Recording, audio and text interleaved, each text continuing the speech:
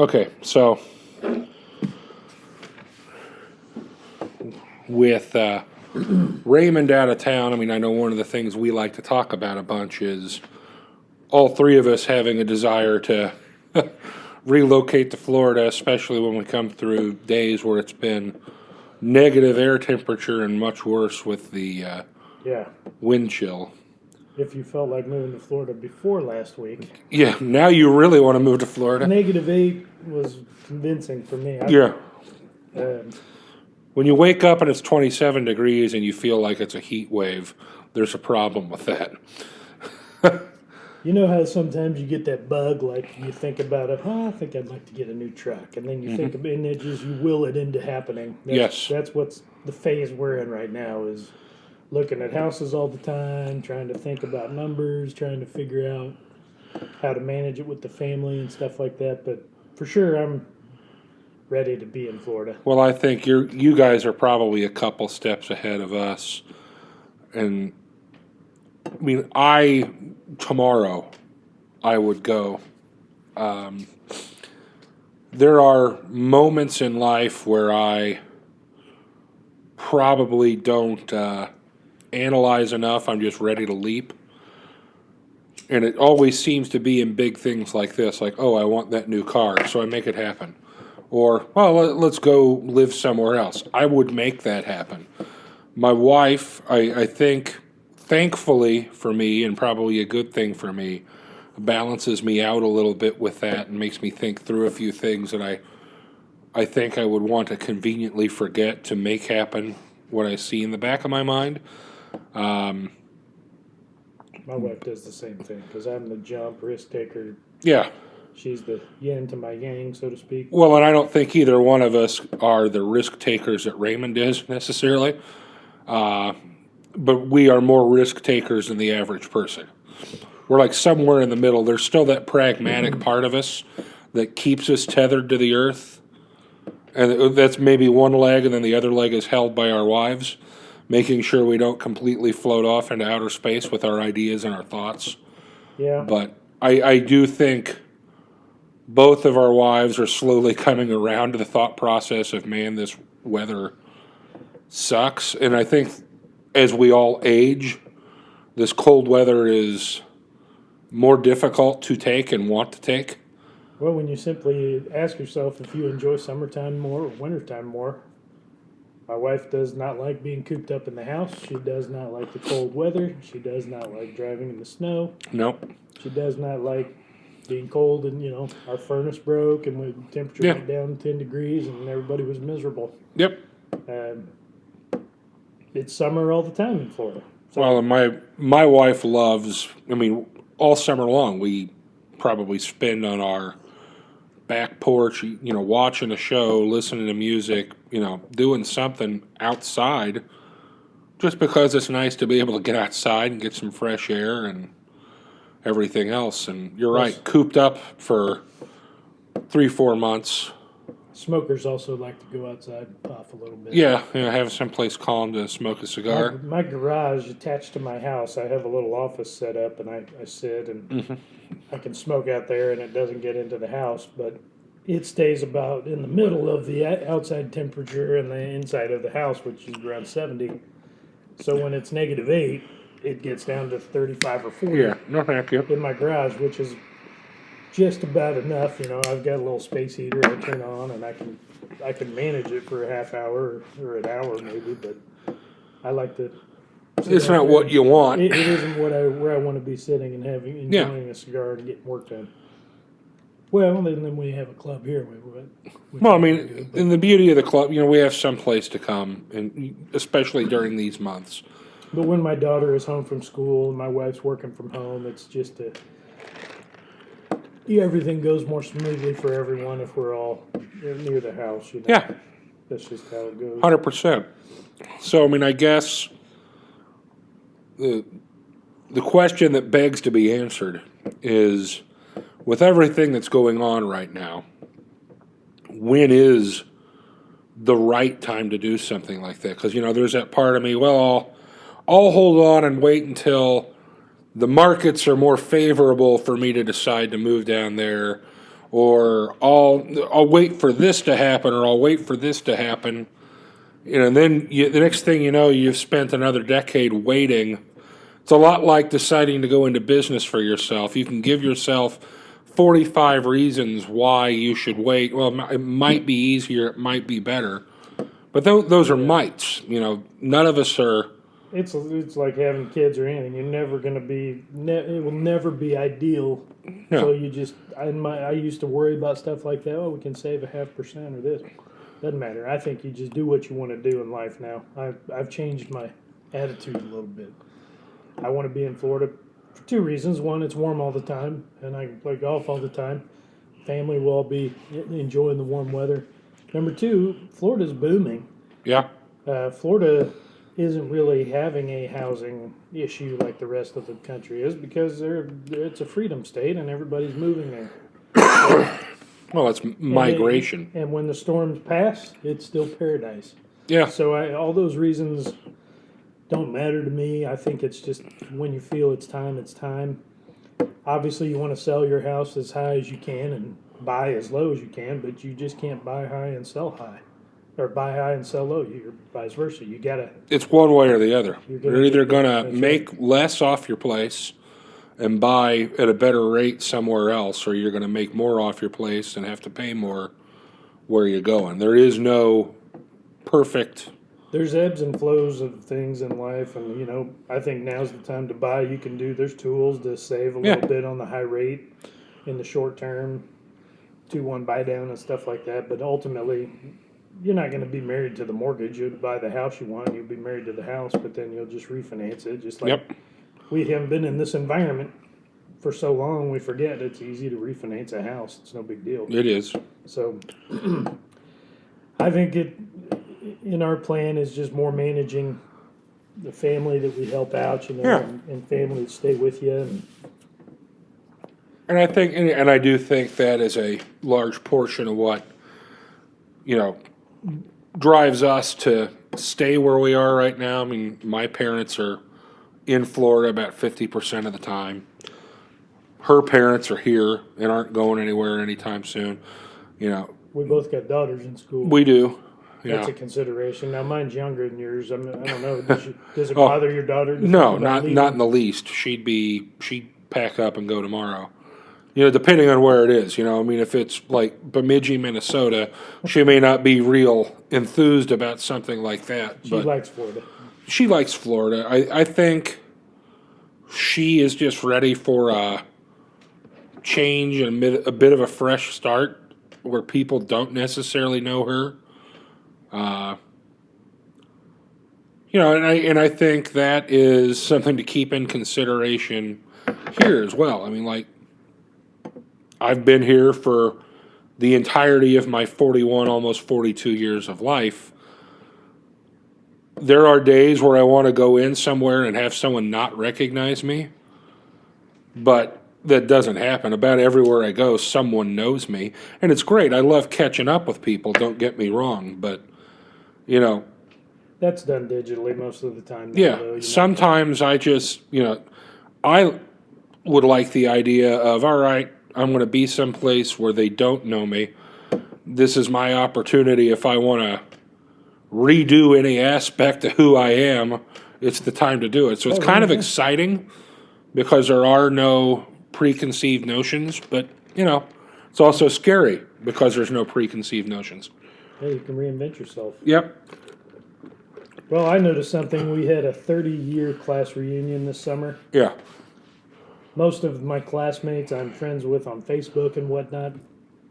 I don't post a lot on Facebook, but I do look. And Same thing. The part I enjoy is watching, their family's doing this or their kids are doing this. And But what was awkward is when we were there face to face, those things that you would usually tell someone, what have you been up to? Well, we took a trip to Florida. We already know. We saw it on Facebook last week. I knew all those things. It was like there was nothing to talk about, which was a weird thing, and I don't like that, but that was just the fact that it was weird talking face to face because there was no secrets. Now, Facebook and all that is usually only all good stuff, and there is problems in life. Oh, yeah, absolutely. Those things don't get aired on Facebook, and, So Well, you would hope not. well, They do some people sometimes. do, yeah. And I think Elon Musk and others talk about that being the problem. Usually people are posting only happy times and this, and it makes other people feel like, oh, our life sucks. Yeah, because We they're happy argue all and the time. We don't have enough money to take a vacation, and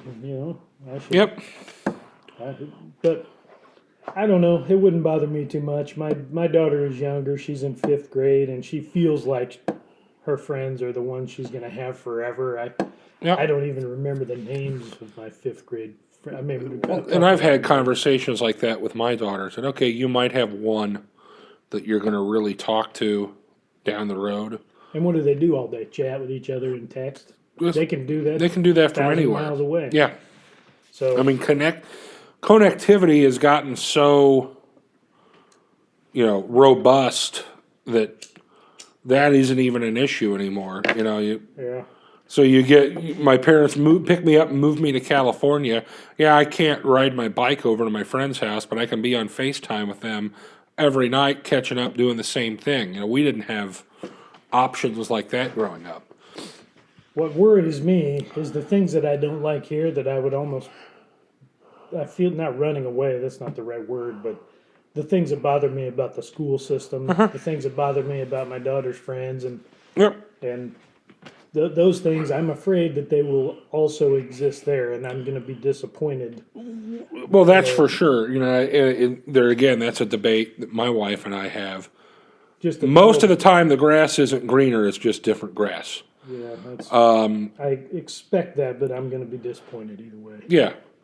Well, I think the school issue is a school issue nationwide. It's not just where your daughter goes to school or where my daughter goes to school. There are issues everywhere, no matter where you go.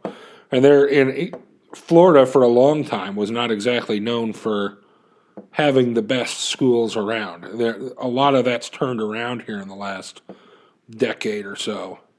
But I know when I was growing up, I was pestering my folks, hey, let's move to Florida. And they're like, well, the schools aren't good enough, we're not going to go there.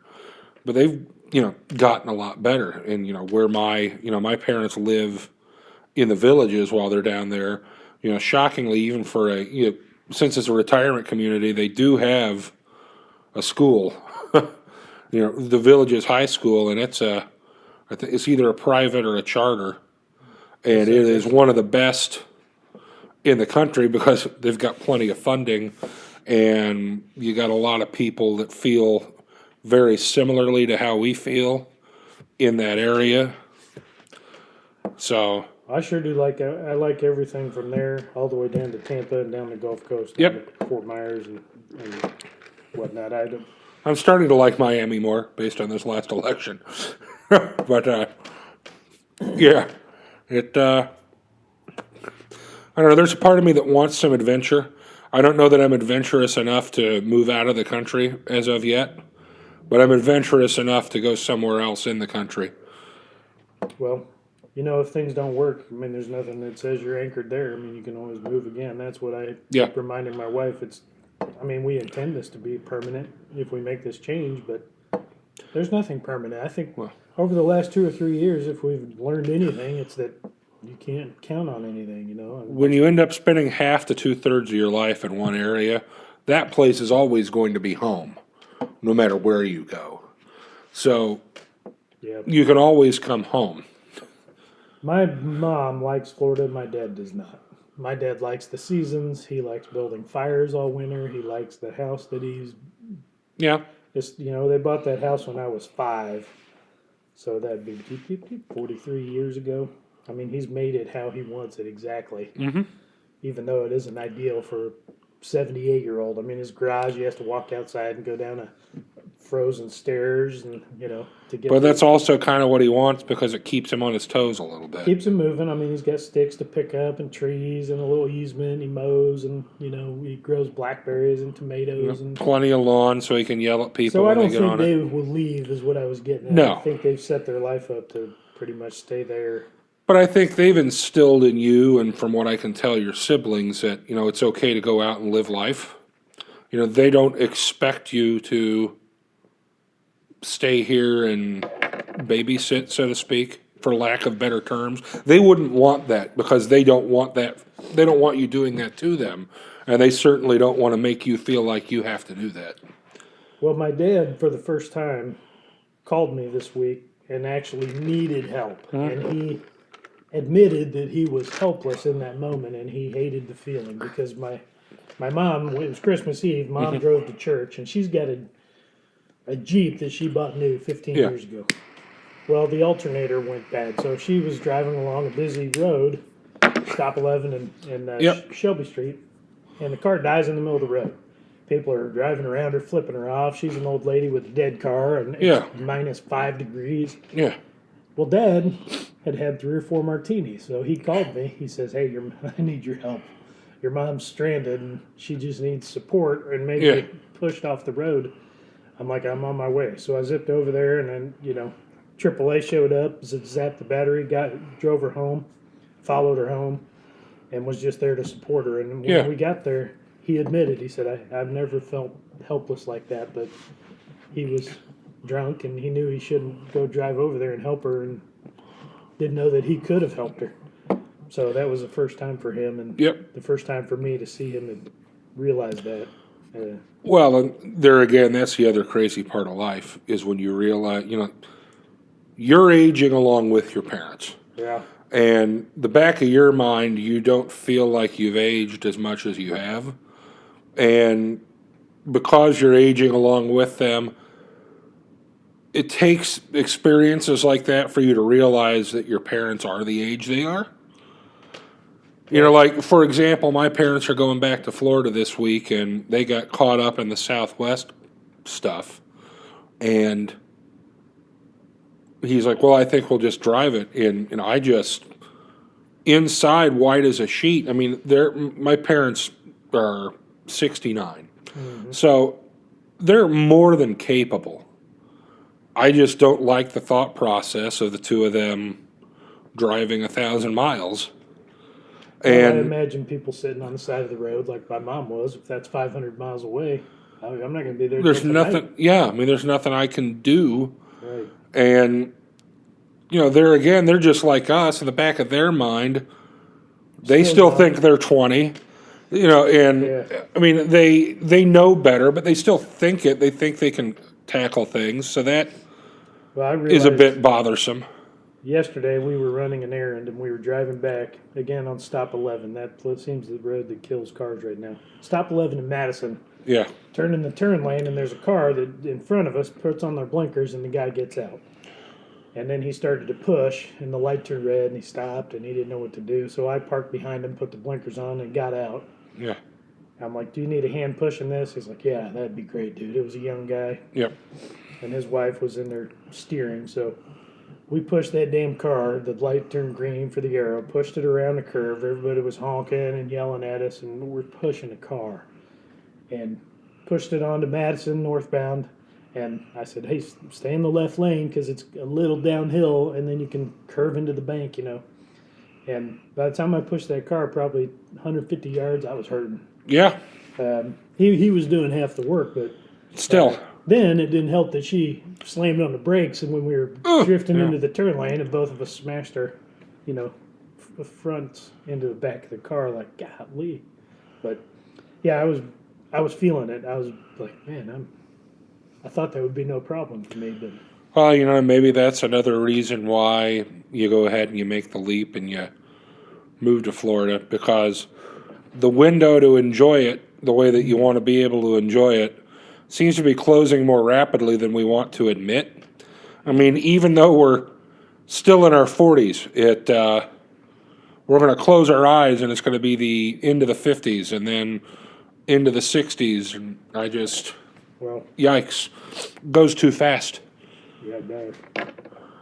So a little bit of that carpe diem attitude. I'm ready to enjoy some warm weather in Florida. It sounds like you are too. Well, even if it's for 2 or 3 days.